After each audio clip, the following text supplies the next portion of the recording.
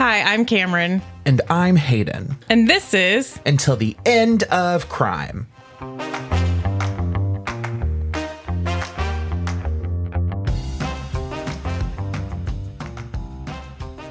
All right, let's time travel, Hayden. We're going to go to, well, and we're also going to just actually travel. We're going to go to Australia. Oh. And, whoa.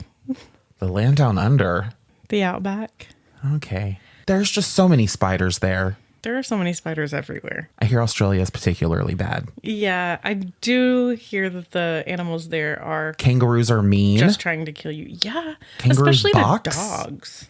Dogs? Yeah. Kangaroo dogs? No, they are mean to dogs. Oh. Okay.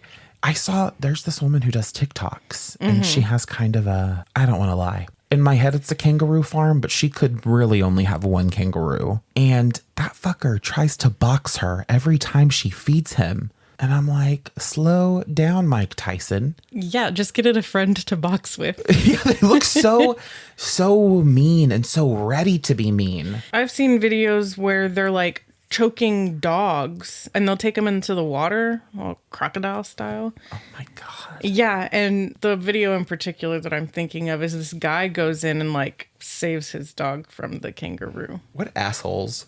Yeah. So, yes, we are going to Australia. We are going to the 60s, maybe the 70s-ish. Late 60s, early 70s is what we're going to say. Is this a story about a family? A family? I don't think you know this story. Okay. So what do you know about Australian boys' homes in the late 60s, early 70s? That they keep a staff of kangaroos to beat the children into submission? I didn't know that. Thank you for sharing. You're welcome. That was totally factual and correct. I'm glad you have learned something today. Yeah, honestly. But it's the joeys, not the full-size kangaroos, because that would be too much. Like the teenagers. No. The kids. The kids. Yes. Like they just came out of the pouch. Oh, that's a whole weird thing. Look, this is not a kangaroo podcast and I don't have the time to get into it, but kangaroos are to be studied by somebody who wrestles or boxes. Absolutely. All right, so we're going to specifically go to Rockhampton, which is in Queensland. Which is where? Australia. Like, no. Okay, good. Australia, that's the answer. Got it. It is August 31st, 1998. Okay. Jennifer Ryan dropped off her 14-year-old daughter, Natasha, at school in a maroon uniform and good spirits. Just to stop. Just to stop. August 31st? Yeah. 1998? Yeah. That's winter there, right? Why are you like this? It's the southern hemisphere. I don't know. They switch off seasons, I think. I know Argentina is flipped from us. Okay, so Australia is too. It's in the southern half of the... So if it starts and ends with an A, just flippity flop. Yeah. Well, I also think Chile or Chile. Yeah, because it's right by Argentina. Mm-hmm. Anyways, continue. Rockhampton, Queensland, August 31st, 1998. Jennifer Ryan dropped off her 14-year-old daughter, Natasha, at school. But when Natasha doesn't return home that evening, a missing persons report was filed for Natasha for the second time in 2 months. So she'd gone missing before? Yeah. For how long? That's probably your story. I mean, it is my next paragraph. Okay. July 12th of the same year, Natasha had taken the family dog for a walk, but she didn't return home. I don't have much more information on that disappearance other than she seemingly went to stay with an older boyfriend. And she was 14? She was 14, and he was 22. Cool. Uh-huh. Awful. No? What? What is the age of consent in Australia? I don't think it's 14. Okay, that would make it the hillbilly of the southern hemisphere. So anyway, I don't even know how long she was gone, but I do know that she was returned within the month of July. So within 2 weeks, she came home. So no amount of time that we know, like there's not a specific set time that she was gone. There's not a specific date that she came back. She disappeared on the 12th, and then she came back before July ended. Is her mother a single mother? I don't think she was at the time. I don't know when her parents got divorced. They do get divorced at some point, but I couldn't tell you exactly when. Okay. Man, there's nothing like sitting down to record to find out the holes in your story. No, I mean, you just put me through it. But, it's one of those things, the fact that she has a single mother doesn't actually matter all that much, except in the instance of 4 eyes are better on a kid than 2. Sure. Or 1, depending on the scenario. Well, see, the questions I had were she took the family dog for a walk, but she didn't come home. What happened with the dog? What happened with the dog? That was my question. But also, it got drowned by a kangaroo. Oh my God. Oh no. Outback style. So I don't know what happened with the dog either, because like I said, I don't have a lot of information on this missing persons case. That seems like it would probably not be super important to most people. That's the only thing I want to see a could think picture of it. Of the dog? Yeah. Oh.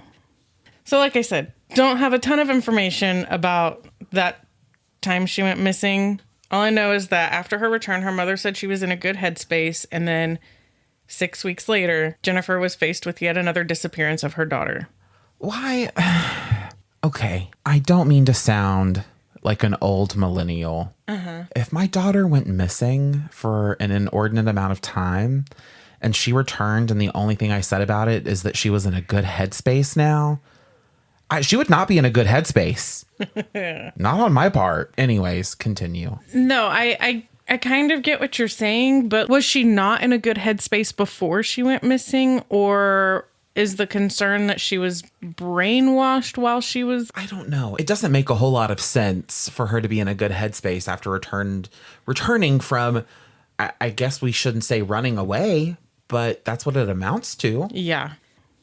So in April 1999, fast forward a few months, Leonard Frazier was arrested for the murder of a 9-year-old girl named Kira Steinhardt.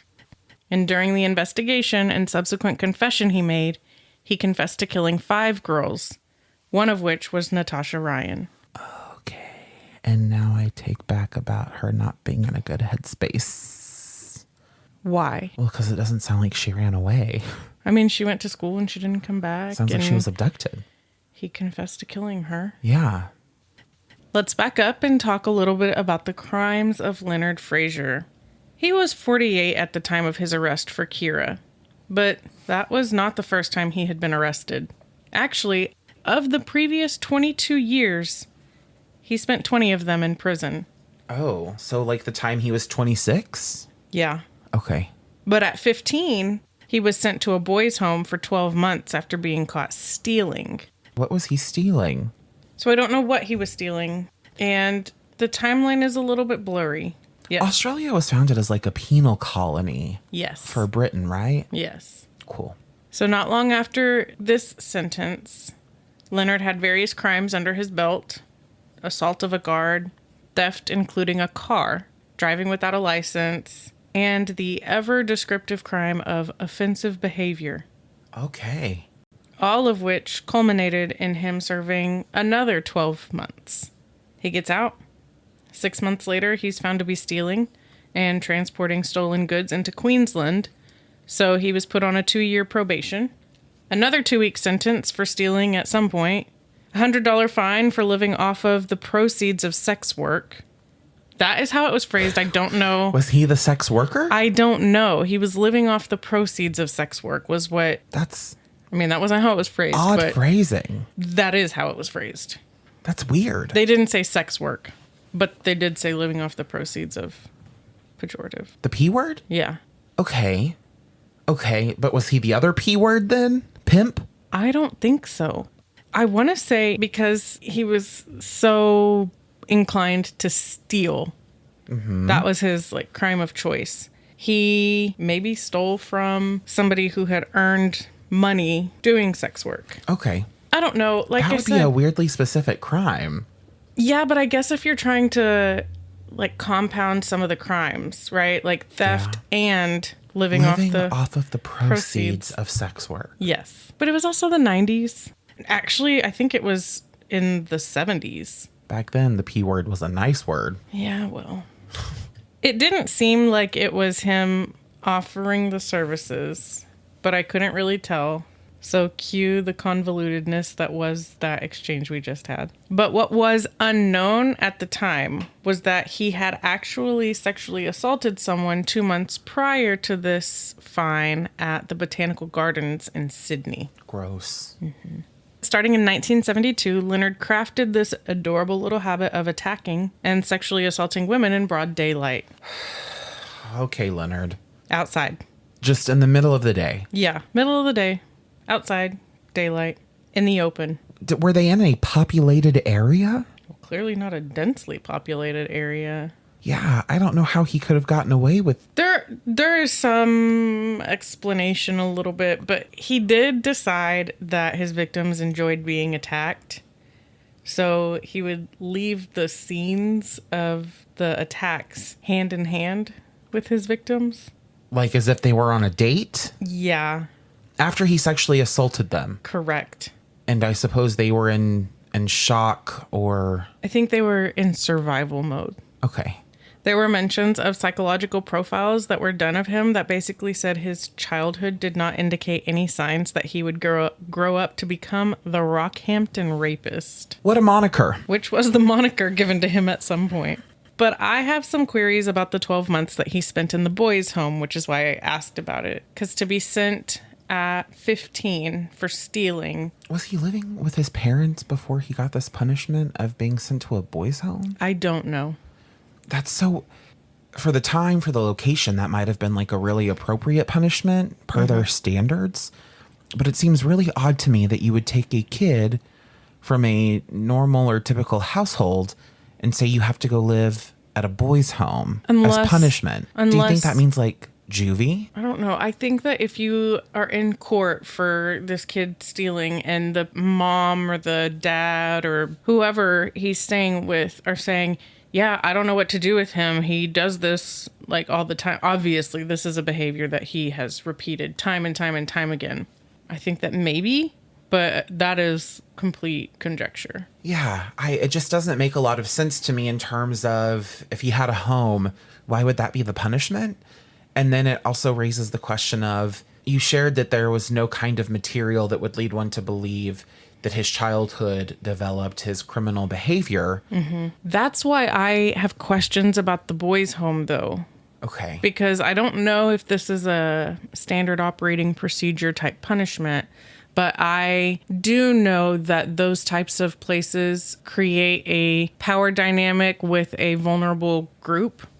Mm-hmm. Because, you know, people don't listen to kids. Never. And this is the, late 60s, early 70s. I know that there have been times where people who are authority figures in those places have taken advantage of some of their charges. Mm-hmm.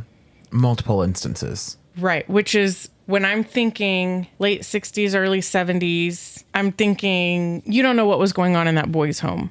No idea. Because it seems like theft was the thing that he had the propensity for. But if you're thinking somebody who's 15, 16, if he was abused in a way that he does then turn around and abuse, that is also very common behavior. A common pattern of behavior to follow. Yeah, I mean, just an FYI, there were no kangaroos that I know of, but hearing what you say now, I have no idea what's going on in these boys' homes in Australia in the 1960s, early 70s. Right. And everything I'm saying is speculative, but I'm always going to sit here and try to like work back why somebody might do something. I maybe studied it once or twice. Or... Just for fun, a hobby. Yeah, that piece of paper they gave me was just a cherry on top of the cake. Speaking of, I'm not really sure how much stock we should put into a psychological profile that was presumably from the late 60s, early 70s. I'm not trying to knock anything, but I know that a lot of behavioral analysis advancements were made during the 70s in particular, which is kind of my point. Yeah. So predicting behavior is a slippery slope of a psychological analysis even today. Anyway, back to Sydney, the Botanical Gardens, remember? Yes, I do remember Sydney, the botanical gardens.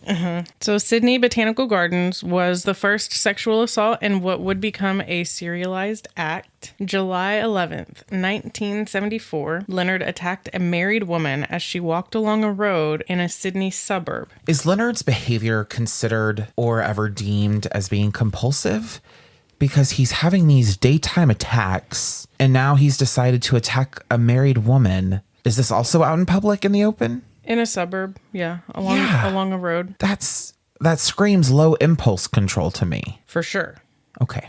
So Leonard's MO was to approach women and blitz them by grabbing their arm from behind and twisting it up behind their back in order to disorient and overpower them. Can you see it? He grabbed their arm. Yeah, so think like he's grabbing the wrist. Okay. And then twisting it up behind, kind of towards their shoulder blades, between their shoulder blades, and then like marching them. That shit would take me to the ground.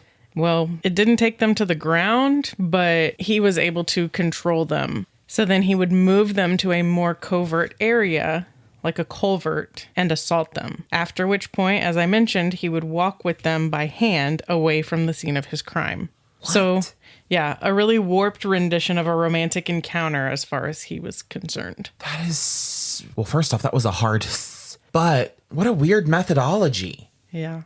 And I guess it's not... All crime is kind of weird. Sure. Yeah. But this idea that what he's doing is consensual, even though he's pretty clearly doing it without permission. Yeah, he's doing it by force, but he, in his mind, like decides that they enjoy it so much. And I don't know about the actual attacks. Like maybe there was an aspect where he was telling them to express that they were into it. Right. And that was, it made it easier for him to create the fantasy. Did he think he was like doing them a service or a kindness? I don't know. That's really bizarre. No one enjoys being coerced. Right. I also shouldn't say no one. There are some people who have pretty illicit fantasies. But it's one thing fantasy realm to someone who you don't know. Anyways. Yeah. I mean, I think usually there's a safe word involved in those situations. Or something, and there's like mutual agreement and respect and all of those things. That can go into a consensual act. This was not that. Right. So 6 days later, he attempted an attack on a 20-year-old woman who was working at a dry cleaning shop alone. When she stepped back to look for his dry cleaning order, he grabbed her arm and drove it up behind her, and then customers entered the building, so he fled the scene. Oh, so he definitely knew what he was doing was wrong. Yes. Okay, good. I guess that's where I was getting confused. I thought that he thought it was like he was doing a good thing. No, because remember, he would do that to overpower them and then would take them to a discreet area. If you're going to a discreet, it's not like he's unzipping on the sidewalk. They're moving to a culvert or another place. So he knew. Terribly deviant behavior. Yeah, but also somebody who's been in and out of homes and or prison. So probably also very aware of trying to avoid going back to those places. Okay. 3 days later, he saw a woman walking, punched her in the face, tried to force her down near a creek, but she was able to talk to him and convince him that she was actually interested in him and in the mood for sex. So she suggested they go back to his place because a bed would be more comfortable than the creek bed. She walked with him hand in hand towards a residential area, and she timed it right, breaking away from Fraser and seeking refuge in a nearby house. Good for her.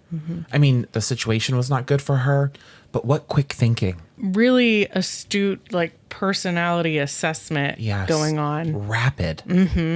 He probably was giving indication that he wanted somebody to go along with it. I think some offenders want the struggle and some want some sort of, like, girlfriend fantasy. Right. Anyway, like I said, she went to a nearby house, and when she was there, they called the police, and this assault was reported. The police identified and tracked down Fraser really quickly, considering he left his birth certificate and wallet at the scene of the attack. I'm not sure if this is the dry cleaner attack or the creek, but I'm assuming it was the creek, even though the dry cleaner sounds more likely. I want to say that I got conflicting information on that he had left the stuff at the dry cleaning because he had gotten his ID out for her to look at the orders when she was pulling them. And then once she was distracted, he attacked her. But then the people came in, interrupted, and he left the stuff there. But that would be putting multiple pieces together really quickly. I think maybe during whatever the initial struggle was or whatever, however he got this woman down there, I think that's where the stuff was left. Were authorities tracking him? Like, did they know that he was committing these crimes at this time, or was there a lack of known interconnectedness? I don't think that they were aware, but I'm not sure. I mean, I think you have to, well, I was going to say you have to assume, but we're really talking about the 70s filing reports about sexual assault. Right. So Predating the term serial killer and our understanding of these kind of, like you said earlier, these complicated behavioral analyses. They might not have even referred to them as serial offenders, even if they knew that that's what it was. Right. So the police track him down because they had all of his, they had his birth certificate. Bad criminal. Yeah. And Frazier readily admitted to the sexual assault and to attempted sexual assaults, although he did contest that the dry cleaner was about to come around, so he wouldn't have had to force anything. Oh my God. Delulu. Delulu, indeed. So Frazier was sentenced to and served the mandatory 7 years for these crimes and was released in 1981. He was totally reformed at the end of his 7-year sentence. Yes. Good. Case closed. Yeah. All right. Thanks for tuning in. In 1982, he saw a car for sale that he was interested in. So he talked to the woman whose car it was, gained access to her house, forced her arm behind her back, and she talked to him and was able to convince him to let her call her husband. Was he there to rape her? I think that's where it was going. And she convinced him to allow her to call her husband? Yeah. Oh my, he has very poor judgment skills just all around. Well, he told the husband that he was just trying to prove a point that he needed to better protect his wife, basically, because any old loon could come in and attack her. Any old loon did! Yeah. He said this is not a safe world. He should know. Yeah, because he is raping people indiscriminately on the fucking streets. Yeah. Okay. His freedom alone makes it less safe.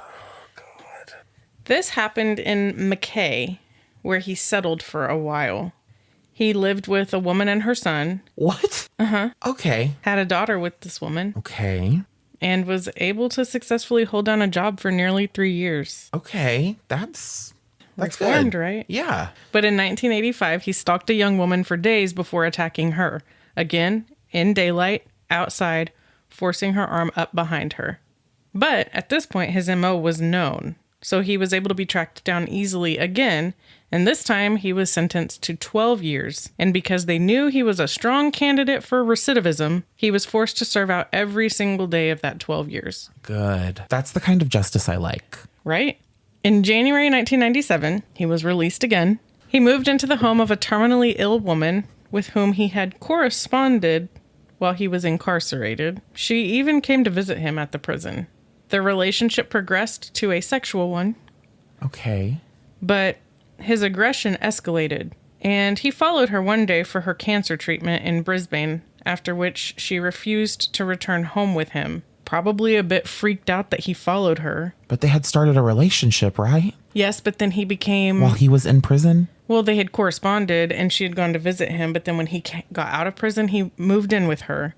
And they started an intimate relationship, but then she, I think, stopped participating because he became more aggressive, which I'm reading as violent. I understand that now. Okay. Yeah, so he had followed her to her cancer treatment, and then she refused to go home with him. Mm-hmm. She was probably concerned about the aggressive behavior that had been ramping up. And he just gladly accepted her rebuff. No, he sexually assaulted her in the chapel of the hospital. Oh my God. What a perversion of a place of comfort for people who are sick and looking for some kind of solace. And that is where he chose to conduct his sexual assault. Mm-hmm. And just like I said, terminally ill, she lost her battle against cancer 6 months later. It's very sad. It is very sad. That's very...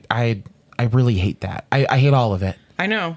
But that's gut-wrenching in a way that is a little different. I know. And I didn't even need to add that she passed 6 months later, but I felt like it did add. I hope she did not die troubled. I hope that she was able to work through her trauma and find peace before passing. Yeah. This brings us to the murder of Kira Steinhardt. According to an eyewitness, Frazier was seen incapacitating the 9-year-old by hitting her in the head and then moving in a way that might indicate he was sexually assaulting her. Was this again in broad daylight? Yes. And so Kira had taken a shortcut, so she was cutting through a field where the grass was a little bit taller. Because of that, when they were on the ground, the witness couldn't be certain of what she was seeing.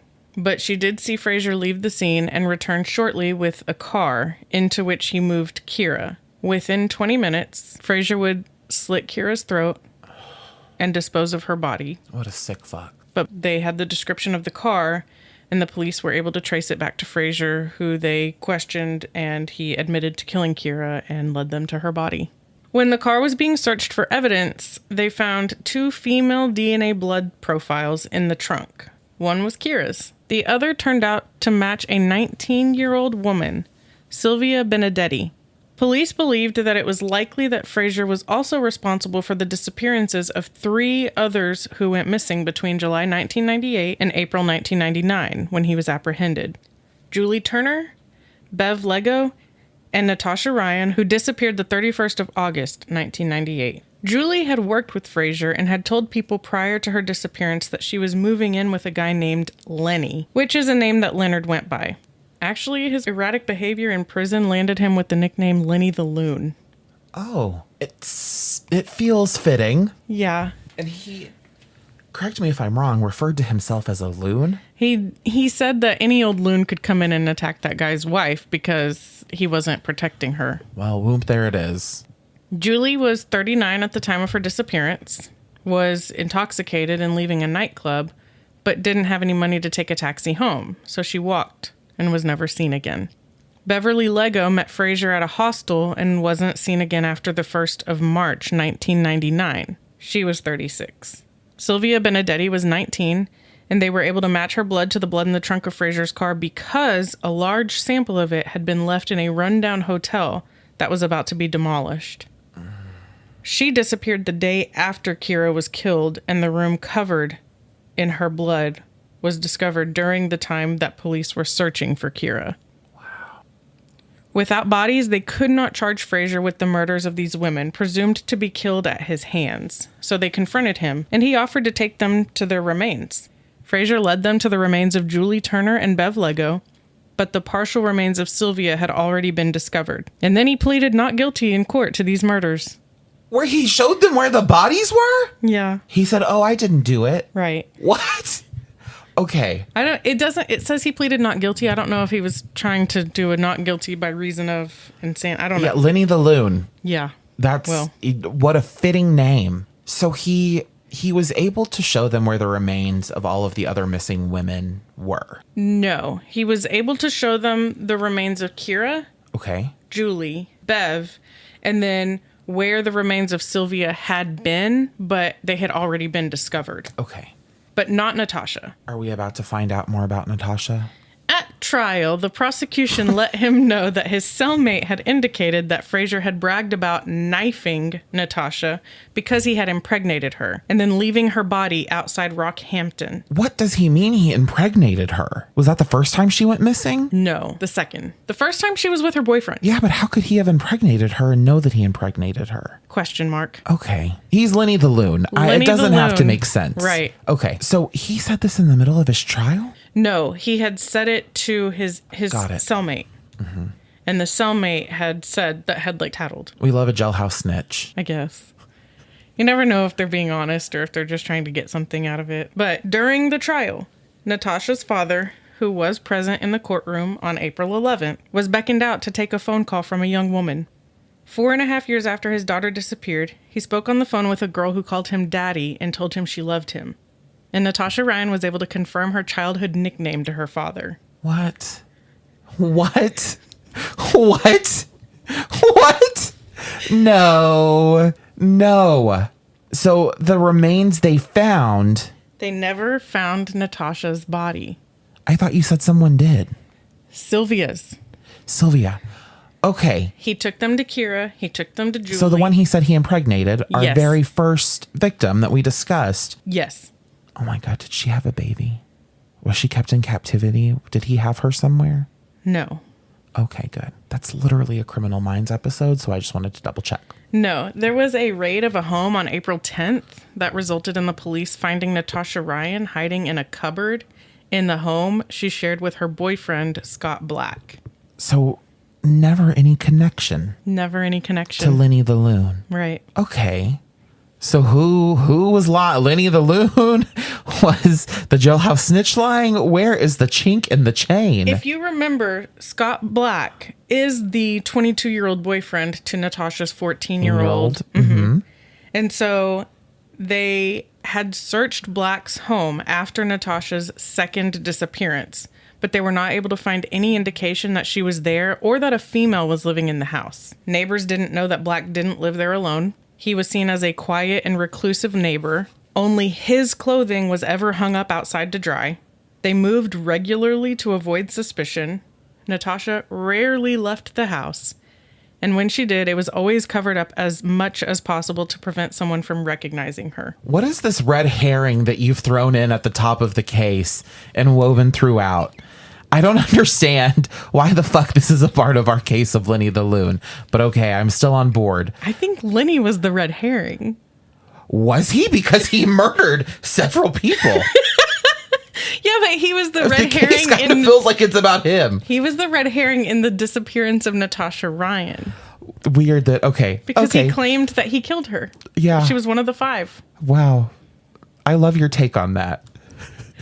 that Lenny, the Loon, who's This murdered case several started people. with Natasha Ryan's 2 disappearances. Okay. All right, continue. Okay. Yeah.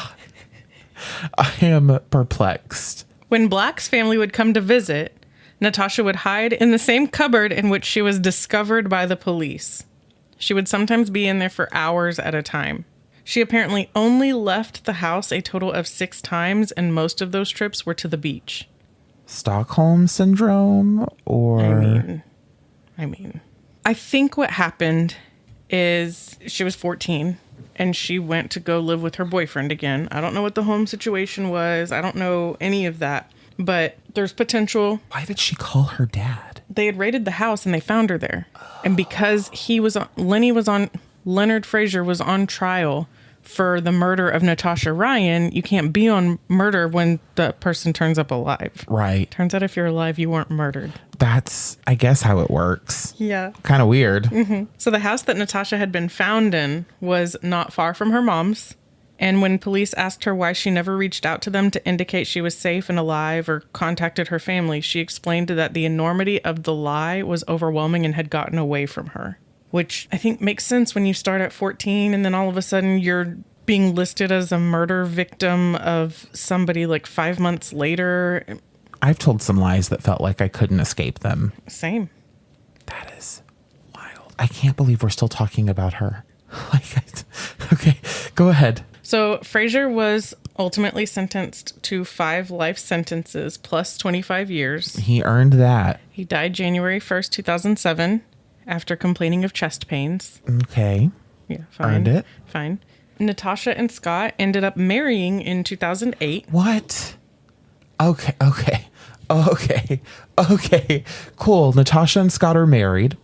They had 4 children together. And after not seeing Natasha since June 1st, 2024, Scott alerted authorities that Natasha was missing once again. On June 2nd, the body of 40-year-old Natasha was located on a local golf course. The circumstances of her death were deemed non-suspicious, and that was maybe the case of a serial rapist and killer more so than a double disappearance. Wait. So Natasha went missing for a 3rd time. Yes. After being married with 4 children. Right. This was this month. She literally went missing on June 1st. Yeah. And was found on June 2nd dead on a golf course. But non-suspicious. To be fair, what did she die from? Okay, I don't know. I couldn't find anything that said what she died from. but that type of phrasing makes me think that she took her life. Got it. Okay. That is completely a speculation on my Right. part. I am not saying that that is what happened, but that is the way that I couldn't find information on her cause of death or the and also I researched this like a week after she passed. Mm-hmm. So all of that goes into it. I don't know how she passed. It's just not classed as suspicious. That was a wild ride, and there was a real bait and switch quality to the story. And I feel like, okay, all right. I'm glad that Lenny the Loon was brought to justice. Yes. And I'm not happy that anyone dies. Right. I'm glad that after he took so many lives that his ended in prison. And it doesn't sound peaceful. He was having heart or chest pains, and assumably he had a heart attack. Right. I think. And it wasn't treated urgently at all. Did Natasha's disappearance in any way bring Lenny closer to justice? Like, was it a factor that led to the discovery of other murders or anything like that? It was just I want to say that there was a reason that he didn't want to be in Gen Pop. Okay. So he was trying to get as much not in Gen Pop as possible. He was trying to just like add on so he didn't have to be like with everybody else. I think because Kira was 9 and then Natasha was 14 when she disappeared. Okay. The first and second time. So he thought he would end up in protective custody. Kind of, I like think. In prison. Or in, yeah. Okay. Because I don't think you want to go to prison as somebody who killed and sexually assaulted a 9 or a 14-year-old. Correct. That makes sense. Wow. Interesting. What a well-crafted case. I didn't even put everything that he did in there because some of it was just too disturbing. Too graphic. Mm-hmm. I thank you for that. It was very well done. It was a wild ride. It was delightful trickery. Yeah. That was kind of the idea, but I also am very concerned that your immediate feedback was going to be you included all of these murders as like an aside and didn't give any of those people like... I do think it's weird that they weren't the focus of the case. Yeah, but they weren't the focus of the investigation. Like, even in researching him, they were just all of the murders. There were like 13 pages on him and all of his crimes, but those murders were one of the 13 pages. Weird. Yeah. It was very much like that in researching it on Murderpedia. Not Murderpedia. I think so. A complete list of sources and any links can be found in the show notes. And that's all we've got for this episode. If you enjoyed listening and want to hear more, please subscribe and drop us a 5-star rating on Apple Podcasts or wherever you're listening. Don't forget to recommend us to a friend and make sure you're following us at End of Crime Pod on Instagram. And like us on Facebook at Until the End of Crime and join our discussion group. Our email address is endofcrimepod@gmail.com, so send us an email with questions, requests, or episode suggestions. Thank you for listening. Until the next crime.